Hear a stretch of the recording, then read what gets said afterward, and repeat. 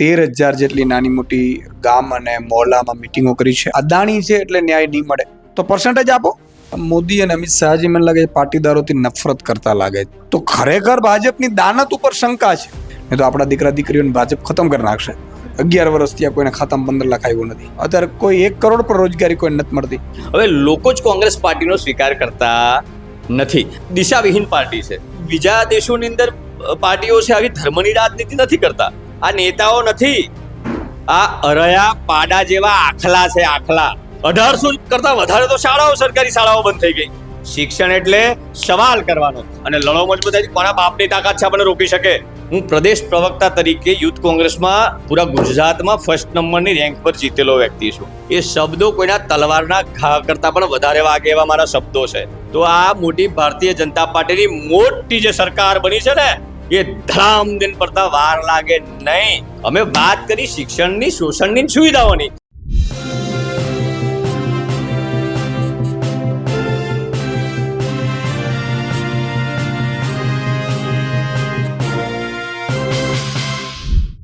નમસ્કાર, હું છું ચંદ્રિકા પુત્રી નિરાલી અને આજે આમ આદમી પાર્ટીના પ્રદેશ કાર્યાલયે કરણી સેનાના નેતા અને કોંગ્રેસના પ્રવક્તા એવા સંજયસિંહ રાજ પોતાના સમર્થકો સાથે આપમાં જોડાયા છે.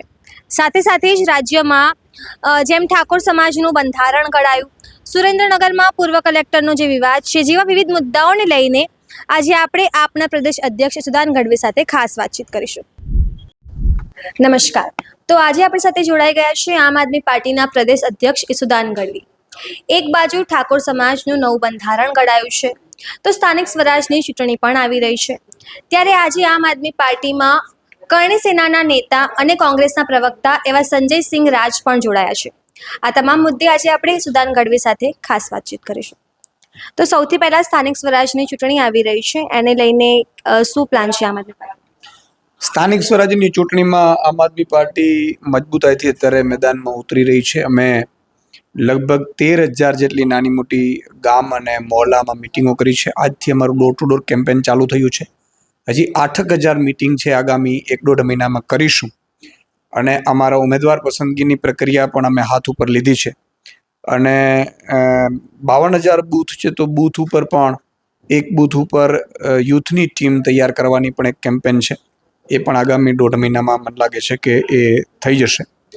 આમ આદમી પાર્ટી તમામ 12,000 સીટ ઉપર ઉમેદવારો ઊભા રાખશે. આજે સંજયસિંહ રાજ પણ આમ આદમી પાર્ટીમાં જોડાયા છે, તો એના વિશે શું કહેવા માંગો છો? અમારે મધ્ય ગુજરાત અને નોર્થ ગુજરાત થોડું વીક છે આમ આદમી પાર્ટીનું. સૌરાષ્ટ્ર અને આદિવાસી વિસ્તાર ખૂબ સારું થઈ ચૂક્યું છે. ત્યારે સંજયસિંહ રાજ આજે આમ આદમી પાર્ટીમાં જોડાયા છે. મજબૂત નેતા છે. તેઓ સમાજના આગેવાન છે, કોંગ્રેસના મજબૂત નેતા છે. તેઓ ન માત્ર આંકલા વિધાનસભા પરંતુ આણંદ જિલ્લામાં, ખેડા જિલ્લામાં અને મધ્ય ગુજરાતમાં ખૂબ પ્રભુત્વ રાખશે. અને આગામી લગભગ 3,000 યુવા આ વિસ્તારમાંથી એણે યુવા જોડો કેમ્પેન પણ શરૂ કરવાના છે. અને આ વિસ્તાર હવે અમારો ખૂબ મજબૂત થઈ જશે. 12 તારીખે કિસાન સંઘનું પણ આંદોલન છે, તો એને લઈને શું કહેવું? કિસાન સંઘને મારે એટલું જ કહેવું છે કે મહેરબાની કરીને ખેડૂતોને ન્યાય ન મળે ત્યાં સુધી આ આંદોલન ચાલવું જોઈએ. અને અદાણી છે એટલે ન્યાય નહીં મળે એવી પૂરી શક્યતા છે. અને ખેડૂતોને પણ મારી વિનંતી છે કે લડત જે પણ આપણો મુદ્દો ઉઠાવે, ભાજપના નેતા હોય તો એને પણ સપોર્ટ આપણે કરવું જોઈએ, આપણો મુદ્દો ઉઠાવે, પરંતુ એ મુદ્દાને ભટકાવવો ન જોઈએ અથવા તો સેટિંગ ન કરી નાખવું જોઈએ. અંત સુધી એ લડાઈ ચાલવી જોઈએ. ખેડૂતોને ન્યાય મળવું જોઈએ. અને ખેડૂતોને હું તો એમ કહું છું કે આ જે પાવર કંપનીઓ છે એ થાંભલાઓ નાખે છે, તો એ થાંભલાઓ નાખે છે એમાં એ તો કરોડો રૂપિયા કમાવાના છે. તો ખેડૂતોને તમે પર્સન્ટેજ આપો ને ભાગ. અમે ક્યાં ના પડી છે? અમારી જમીન તો તમે કબજો કરી લો છો, તો પર્સન્ટેજ આપો. તમે આ આંદોલનમાં શું કરશો? બિલકુલ, અમારી કચ્છની ટીમો આમાં જોડાયેલી જ છે. અમારી અહીંની ટીમો પણ અહીંથી ગયેલી હતી. અને જરૂર પડીએ આ ખેડૂતો માટે અમે લીગલ ટીમ પણ અમારી વકીલોની તૈયાર કરી હતી કે ભાઈ એમને કેસ થયા છે, તો કેસ માટે પણ અમારી ટીમો, અમારા ત્યાંના ઝોન પ્રમુખ છે સંજય બાપટ અને જિલ્લા પ્રમુખ છે ત્યાંના કાયનાતબેન, એ બંને વકીલો સાથે પણ અમારી કોર્ડિનેટ કરાવી દીધે છે અમે ખેડૂતોને ન્યાય અપાવવા માટે. અને જ્યાં જરૂર પડે અમે એમને અમે ઊભા છીએ આમ આદમી પાર્ટીવાળા, ખેડૂતો હાકલ કરે એટલે અમે સાથે છીએ. સુરેન્દ્રનગરના જે પૂર્વ કલેક્ટર છે એમના સમર્થનમાં પાટીદાર સમાજ જે છે એ માંડલમાં આંદોલન કરી રહ્યું છે, તો તમે આ સમગ્ર મુદ્દાને કેવી રીતે જુઓ છો? મને એવું જ લાગે છે કે મોદી અને અમિત શાહજી મને લાગે પાટીદારોથી નફરત કરતા લાગે. તમે જુઓ, એટલા માટે થઈને એમણે નહીં તો કેટલાય અધિકારીઓ છે ભ્રષ્ટાચારમાં સંડોવાયેલા છે, કોઈ ઈડી નથી આવતી. સુરેન્દ્રનગરમાં કેમ ઈડી આવી? એટલે મને એવું લાગે છે કે જે અધિકારીઓ જો એમની ભૂલ હોય તો આપણે કરપ્શનને તો કોઈ અમે બચાવતા નથી, પરંતુ કરપ્શન તો આખા ગુજરાતમાં ચાલી રહ્યું છે. માન લો બચ્ચું ખાબડે જ કરપ્શન સૌથી વધુ કર્યું છે મંત્રીએ, ઈ જેલમાં નથી ગયો, એની પાસે ઈડી નથી આવી, એમાં તો 2500 કરોડનો છે. તો ખરેખર ભાજપની દાનત ઉપર શંકા છે અમને, અને મને શંકા છે આ કલેક્ટર ઉપર આવ્યું છે એટલે કંઈક મને એવું લાગે છે કે દાળમાં કંઈક કાળું છે. કાલે ઠાકોર સમાજે પોતાનું બંધારણ ઘડ્યું છે, જેમાં દારૂને લઈને પણ ચર્ચાઓ થઈ છે અને ભાગીને પ્રેમ લગ્ન કરનારાઓ પર પણ પ્રતિબંધ થવાની વાત થઈ છે. તમે આ સમગ્ર મુદ્દાને કેવી રીતે જુઓ છો અને આ બંધારણને કેવી રીતે જુઓ છો? મારા ધ્યાનમાં તો નથી આવ્યું, પરંતુ જે સમાજોએ વ્યસન મુક્તિ સહિતના જે કેમ્પેનો ચલાવે છે એને ખૂબ સમર્થન છે, એ ચલાવવા જ જોઈએ. સાથે સાથે જે નેતાઓ ઠાકોર સમાજના બધા લોકો છે, ભાજપ, કોંગ્રેસ કે આમ આદમી પાર્ટી, એ લોકોએ દારૂ વિરુદ્ધ કેમ્પેન ખૂબ ચલાવવું જોઈએ, દારૂ ડ્રગ્સ વિરુદ્ધ. નહીં તો આપણા દીકરા દીકરીઓને ભાજપ ખતમ કરી નાખશે. અને ભાજપના નેતાઓએ પણ ભાજપથી ડરવા વગર દારૂને ઉપર રેડો પાડવી જોઈએ, અડાઓ ઉપર, અને એનો મુદ્દો ઉઠાવવા જોઈએ. પીએમ મોદી સોમનાથનો જે હુમલો થયો છે એના 1000 વર્ષ પૂર્ણ થવા પર સોમનાથ આવવાના છે. તમને શું લાગે છે કે તેઓ આગળ સ્થાનિક સ્વરાજની ચૂંટણી પણ આવવાની છે? તમને લાગે છે કે તે ધર્મ અને ચૂંટણીને બધું કોકટેલ કંઈક કરી રહ્યા હોય? ભાજપ અને નરેન્દ્ર મોદી પાસે બીજા કોઈ જેવા મુદ્દાઓ નથી કે જેના કારણે તેઓ ગુજરાતની જનતાને મોઢું બતાવી શકે. કારણ કે એમણે કીધું હતું કે 15 લાખ રૂપિયા આપીશું પ્રધાનમંત્રી બનીશ, એટલે 11 વર્ષ ત્યાં કોઈને ખાતામાં 15 લાખ આવ્યું નથી. એમણે કીધું હતું પાક વીમાની યોજના એવી ચાલુ કરીશ કે તમારા પાથરા પડ્યા હશે તોય તમારા ખેતરમાં તોય તમને પાક વીમો મળશે. એ યોજના બધા ભારત આખામાં ચાલુ છે, અહીંયા જ બંધ છે. પાક વીમા કંપનીઓ હજારો કરોડ રૂપિયા લૂંટ મારીને ગઈ છે ખેડૂતોના. એમણે કીધું હતું કે MSP છે એ સ્વામિનાથન કમિશનના રિપોર્ટ પ્રમાણે ભાવે MSP મળશે, એ પણ ન કરી શક્યા. એમણે કીધું હતું કે 2 કરોડ રોજગારી આપીશું, અત્યારે કોઈ 1 કરોડ પર રોજગારી કોઈ નથી મળતી. એટલે એમની પાસે અહીંયા આવવા માટે કોઈ મુદ્દા શોધે છે. પણ હું માનું છું કે ગુજરાતની જનતા ખૂબ હવે શાણી થઈ ચૂકી છે. ખૂબ ખૂબ ધન્યવાદ સર અમારી સાથે વાતચીત કરવા બદલ. તો આ હતા આપણી સાથે આમ આદમી પાર્ટીના પ્રદેશ અધ્યક્ષ ઈસુદાન ગઢવી. તમે આ તમામ મુદ્દા વિશે શું વિચારો છો કમેન્ટ બોક્સમાં જણાવો. અત્યાર માટે બસ આટલું જ. અમદાવાદથી સહયોગી સંદીપ સાથે હું નિરાલી. તમે કોંગ્રેસ છોડીને આમ આદમી પાર્ટીમાં જોડાયા છો, તો કોંગ્રેસમાં એવી શું મુશ્કેલીઓ હતી? કોંગ્રેસ પાર્ટીમાં કેવું છે કે છેલ્લા ઘણા ટાઈમથી જોઈ રહ્યા છો કે આ દેશ જે ખરો ને, સૌથી પહેલા દેશની વાત કરીએ તો દેશ લોકશાહી દેશ છે.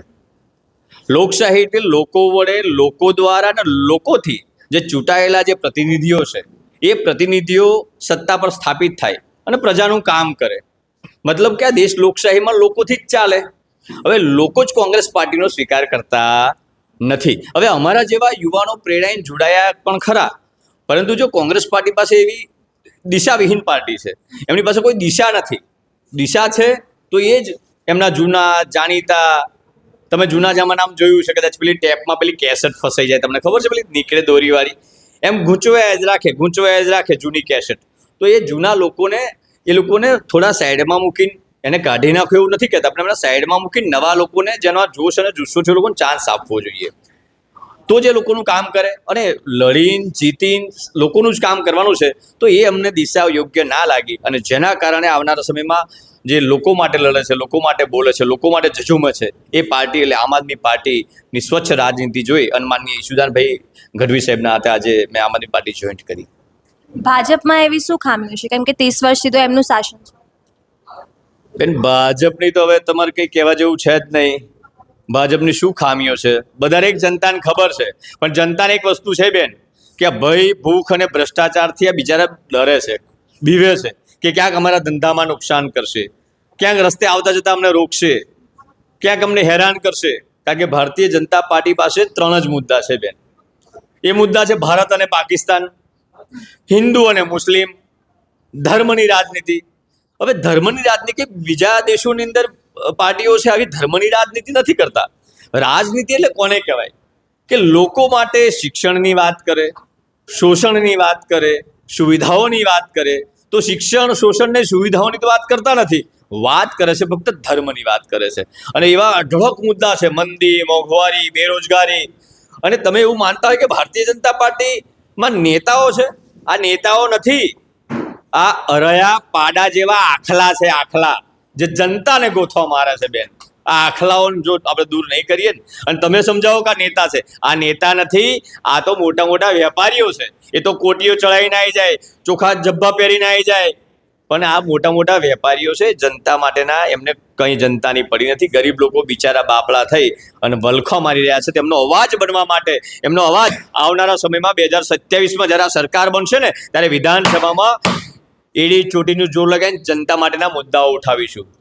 પીએમ મોદી અને અમિત શાહ દેશને વિશ્વગુરુ બનાવવાની વાતો કરે છે, તો એને લઈને તમે શું વિચારો છો? કેવી રીતે વિશ્વગુરુ બને? 1800 કરતા વધારે તો શાળાઓ, સરકારી શાળાઓ બંધ થઈ ગઈ, પ્રાઇવેટીકરણ થઈ ગયું. હવે આ સરકારી શાળાઓ બંધ થયાનું કારણ શું? કે નાના નાના ગામડાઓ હોય, એ નાના નાના જ્યાં 200-500 લોકો રહેતા હોય, એ વિસ્તારની અંદર નાની નાની શાળાઓ બને. હવે એ શાળાઓ બને એટલે સીધું અસર એ થાય કે એ જે બાળકો છે એ દૂર સુધી ભણવા ના જાય, પૈસા ખર્ચીને ભણવા ના જાય. એ બાળકો ત્યાં રહે, અભણ રહે, શિક્ષણ ના મેળવે, એટલે અમારી સામે કોઈ થાય નહીં. શિક્ષણનો મતલબ એ છે કે શિક્ષણ એટલે બોલવાનું, શિક્ષણ એટલે જવાબ આપવાનો, શિક્ષણ એટલે સવાલ કરવાનો. આ લોકો સવાલો કરવાવાળા લોકોને પાછા પાડવા માંગે છે બેન. અને એટલા માટે પ્રેરાય. હું તો સમાજ અને સંગઠનનો વ્યક્તિ છું, રાજપૂત કુળમાં જન્મ લીધો છે, પરંતુ 18 વર્ષને હાથે રાખીને ચાલું છું. મારા મોઢે હું આજ પ્રદેશ પ્રવક્તા કરણી સેનામાં છું અને અત્યારે પણ રહેવાનો છું. એ મારું સામાજિક સંગઠન છે, પણ પ્રદેશ પ્રવક્તા તરીકે ક્યારેય એવું બન્યું નથી કે સર્વ સમાજ કે સર્વ ધર્મના લોકોને જ્યાં જ્યાં તકલીફ પડી ત્યારે સંજય સિરાજ અને સમગ્ર ગુજરાતની ટીમ હંમેશા લડી છે, રોડ પર બેઠી છે, આંદોલનો કર્યા છે. એ પછી દલિત સમાજની કોઈ દીકરી ઉપર અત્યાચાર થાય ભરૂચની અંદર, ત્યારે પણ ક્ષત્રિય સમાજ રોડ પર બેઠો હતો. ઊંઝાની અંદર કોઈ મુસલમાન સમાજની દીકરી હોય અને એની ઉપર અત્યાચાર થયો હોય, ત્યારે પણ આ સમાજ અને સંગઠન જાતે ઉભા રહ્યા છે. અને હમણાં પાટીદાર સમાજની દીકરી હતી પાયલ ગોટી, એની જ્યારે અન્યાય થયો ત્યારે પણ આ ટીમ સમાજ દરેક લોકો માટે લડવાવાળા અમે લોકો છે. તો અત્યારે એક વસ્તુ છે કે સત્તા વગરનું શાનપણ નકામું. અમે ગમે તેટલું એડી ચોટીનું જોર લગાવી દઈએ, પણ સામાજિક કાર્યકર હોય, અમારી પાસે પાવર ના હોય તો અમે કશું ના કરી શકીએ. તો એટલા માટે સત્તામાં સ્થાપિત થવા માટે આવનારા સમયમાં મારા આણંદ જિલ્લાના અને સમગ્ર મધ્ય ગુજરાતના યુવાનોને હું આહવાન કરું છું કે આવો પાર્ટીમાં જોડાવ, સત્તા હાંસલ કરો અને લડો મજબૂતાઈથી. કોના બાપની તાકાત છે આપણને રોકી શકે? એ મજબૂતાઈથી લડવા માટે બેન આવ્યા છીએ. અને મોદીજી વિશ્વગુરુ બનવાની વાત કરતા હોય, શિક્ષણના ઠેકાણા પડતા નથી. એ વાત કરે હું તો છે ને જૂનું પેલું બધું શું કહેવાય, 100 દિવસની અંદર બહારથી બધું કાળું નાણું પાછું લાવીશ. કાળું નાણું લાવવાની પાછળ વાત તો ઠીક છે, દેશ દેવાદાર બની ગયો. બુલેટ ટ્રેનની વાતો કરે છે. તમે બુલેટ ટ્રેન ઉપર જોયું ક્યારે કોઈ ટિકિટ લઈને બેઠું હોય? એવું આટલા બેઠું છે કોઈ? પૂછો નીચે બધાને, જનતાને પૂછો. કોઈ ટિકિટ લઈને ટિકિટ તમને બતાડે કે મેં આ ટિકિટ છે બેન, જો હું બુલેટ ટ્રેનમાં બેઠો હતો. એટલે આ બુલેટ ટ્રેનની કઈ મેથી મારો છો યાર? આ જનતાને તકલીફ પડે છે, ભણતરની જરૂર છે, ખાધાની જરૂર છે બેન. આ લોકો મોટા મોટા બુલડોઝરો ફેરવ્યા છે, બરાબર છે, તો કેટલાનો મકાનો તોડી નાખ્યા. તો એ મકાનો જ્યારે તોડ્યા, જ્યારે એમને લાઇટ બિલ તમે આલ્યું, જ્યારે પાણીની સુવિધા આલી, પાઇપલાઇનની સુવિધા તમે આલી, બરાબર કે નહીં? ત્યારે તમને ના દેખાયું કે ખોટી રીતે બાંધકામ થયા હતા? પરંતુ ખોટી રીતે બાંધકામ જાણી જોઈને કર્યા હોય, લોકો પાસે પૈસા પડાયેલે, બેંકોમાં લોનો ચાલતી હોય, એ લોનો ના ભરી શકાય, ઘર ના ચલાવી શકાય, અને પાછા મકાનો તોડી નાખે, રસ્તે રજડતા કરી દીધા. પણ આ વખત 27માં ખબર પાડી દેશે. આ સીન સપાટા કરવાવાળી સરકાર છે, જનતા માટેની વાત નથી. એટલે વિશ્વગુરુની વાત તો બહુ દૂર રહી. એમની ફાંકા અને ફોજદારી છે ને, થોડો સમય પ્રોમ્પ્ટિંગ કરીને સામે કાગળિયું મેળવીને બોલવા માટે ટેવાયેલા જે લોકો હોય ને, એ લોકો જાજો સમય ચાલવાના નથી. અમે લોકો તો મજબૂતાઈથી આ જે શબ્દો નીકળે છે ને બેન, કઈ ગોખેલા શબ્દો નથી. આ શબ્દો તો નાભીમાં પડેલા છે. એ દુઃખને અમે અનુભવીએ છીએ, અમે જાણીએ છીએ. અમે ગરીબ પરિવારમાંથી મોટા થયા છીએ અને એટલા માટે આજે બોલી શકીએ બેન. આ તમારા માધ્યમથી કહેવું છે, તમારો આભાર છે. આ સમગ્ર ગુજરાતમાં વાતને રજૂ કરજો કે યુવાનો કેટલા ત્રાહિમામ છે, આત્મહત્યાઓ કરે છે, હપ્તા નહીં ભરાતા. કેટલી બહેનો વિધવા થઈ અમારે ત્યાં, તાળીના રવાડે ચડી ગયા. વિચાર તો કરો બેન, ઘર પરિવાર નથી ચાલતો. તમને લાગે છે આગળ જઈને રાજ શેખાવત પણ આમ આદમી પાર્ટીમાં જોડાઈ શકે? જો રાજ શેખાવતજી એ અમારા શ્રી ક્ષત્રિય કરણી સેના પરિવારના રાષ્ટ્રીય અધ્યક્ષ છે.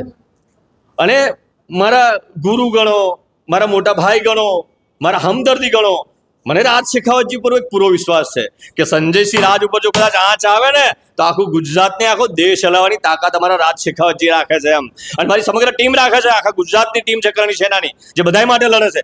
પરંતુ એવું ના કહી શકું અત્યારે મારું એવું સ્ટેટમેન્ટ મીડિયાની અંદર ના આપી શકું કે રાજસિંહ શેખાવતજી, માનનીય રાજસિંહ શેખાવતજી કોઈ પાર્ટી જોઈન કરે કે આમ આદમી પાર્ટીમાં આવે, એ એમનો વ્યક્તિગત વિષય છે.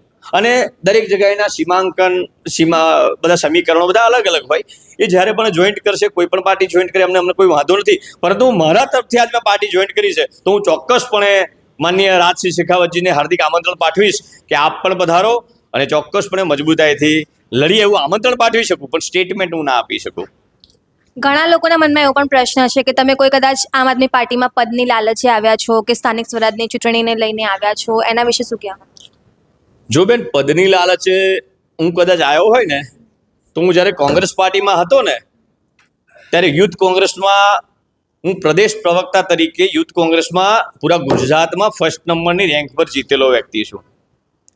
પ્રવક્તા બન્યો છું, લોકોની વેદનાને કહેવા માટે બન્યો છું. મારી પાસે પૈસાનું કદાચ ભંડોળ ઓછું હશે, મારી પાસે સારા કપડાં પહેરવાના નહીં હોય, મારો દેખાવ કદાચ સારો નહીં હોય, પણ મારી પાસે જે શબ્દો છે ને એ શબ્દો કોઈના તલવારના ઘા કરતાં પણ વધારે વાગે એવા મારા શબ્દો છે, હૃદયના સોસરવા વાગશે. અને એ જ શબ્દો આવનારા સમયમાં ગરીબોની જણે જણે હાઈ લીધી છે. આ ગરીબ ભારતીય જનતા પાર્ટીના લોકોએ આ ગરીબોને રડાવ્યા છે. અને જો મારા શબ્દો આજે આ પ્રદેશ લેવલથી બોલું છું અને કોઈના દિલમાં લાગ્યા અને જો એમને અસર થઈ તો આ મોટી ભારતીય જનતા પાર્ટીની મોટી જે સરકાર બની છે ને એ ધડામ દિન પડતા વાર લાગે નહીં. એક એવું છે, કોઈ પદની લાલસા નથી, પરંતુ હા, મને કદાચ એવું પ્લેટફોર્મ મળે, ચોક્કસપણે મને કોઈ પ્લેટફોર્મ મળે કે મારો અવાજ હું લોકો સુધી પહોંચતો કરું તો ચોક્કસ એ સ્વીકાર્ય છે. પણ અત્યારે હું કોઈ પણ કન્ડિશન, કોઈ પણ ચર્ચા કર્યા સિવાય માનનીય ઈશુદાનભાઈ ગઢવીની સ્વચ્છ છબી, રાજનીતિ, લડાયક મિજાજ, માનનીય ગોપાલભાઈ ઇટાલિયાનો જે લડાયક મિજાજ છે, એમની બોલવાની જે પદ્ધતિ છે કે એક વાક્ય બોલે પણ એના ભાવાર્થ ઘણા હોય, શબ્દ ઓછા હોય પણ મર્મ વધારે હોય, એ વાતો જોઈને આજે હું ચોક્કસપણે આમ આદમી પાર્ટી સાથે જોઈન્ટ થયો છું. આવનારા સમયમાં ખૂબ મજબૂતાઈથી આણંદ જિલ્લો એકલો નહીં, સમગ્ર મધ્ય ગુજરાતમાં હજારો લોકો જોડાવાના છે અને જોડાશે. સર, મારો લાસ્ટ ક્વેશ્ચન છે, લાગે છે 2027માં આપની સરકાર આવશે? આવશેની વાત ના કરશો, આવશે એ તો છે પેલું કે પેલા કહેવત હતી 73 મણનો તો એમ આવશે નહીં, આવવાની જ છે. યુવાનોના એ સ્પિરિટ છે ને, સ્પિરિટ, એ યુવાનોના એ સ્પિરિટ આવી ગયું છે. ખબર પડી ગઈ કે શું કરાય. તમને શું લાગે છે? આજે હું કરણી સેના સામાજિક સંગઠનમાં છું, હું પોતે એક ટ્રસ્ટ પણ ચલાવું છું, સનાતન હિન્દુ ધર્મની વાત કરું છું, હિન્દુ ધર્મ સાથે જોડાયેલો છું, રાજપૂત છું અને સનાતન હિન્દુ ધર્મનું કામ પણ કરું છું. પણ મેં વાત કરી અત્યારે, અગાઉ મેં હમણાં સ્ટેટમેન્ટ આપ્યું એમાં મેં ધર્મની વાત કરી, ધર્મના નામે મત આપ્યો વાત કરી. અમે વાત કરી શિક્ષણની, શોષણની, સુવિધાઓની, લોકોની સુખાકારી માટે લડવું છે અને બોલવું છે. અને એ લોકોનામાં ચોક્કસપણે એ મિજાજ પેદા થવાનો છે. અને આવનારા સમયમાં 27માં ડંકાની ચોટ પર કહું બેન, 27માં ગરીબ લોકોની સરકાર આવવાની છે, મધ્યમ પરિવારની સરકાર આવવાની છે. અને આ પાર્ટી કેમ જોઈન્ટ કરી? આ દેશમાં, આ ગુજરાતમાં બે ટોળા છે. બે ટોળા કયા ટોળા? એક ટોળું, ભાઈ કેમેરામાં આવે છે ને બરાબર, એક ટોળું, જે ટોળું મૂડીપતિઓનું ટોળું છે, જે ટોળું વેપારીઓનું ટોળું છે, જે ટોળું મોટા મોટા ઉદ્યોગપતિઓનું ટોળું છે, એ ટોળું ઉપર છે. અને બીજું એક ટોળું છે જે દબાયેલો સમાજ છે, કચડાયેલો સમાજ છે, ગરીબ સમાજ છે, મધ્યમ પરિવાર સમાજ છે. સર્વ સમાજ, ન હિન્દુ, ન મુસ્લિમ, ન શીખ, ન ઈસાઈ, જે ગરીબ અને મધ્યમ પરિવાર છે જેની વાતરડી આ સરકારે કકડાઈ છે, એ સરકારને જવાબ આપવા માટે આ બધાય તૈયાર છે. એટલે આવનારા સમયમાં 27માં વિધાનસભા તો ચોક્કસપણે જીતીશું, સરકાર બનશે.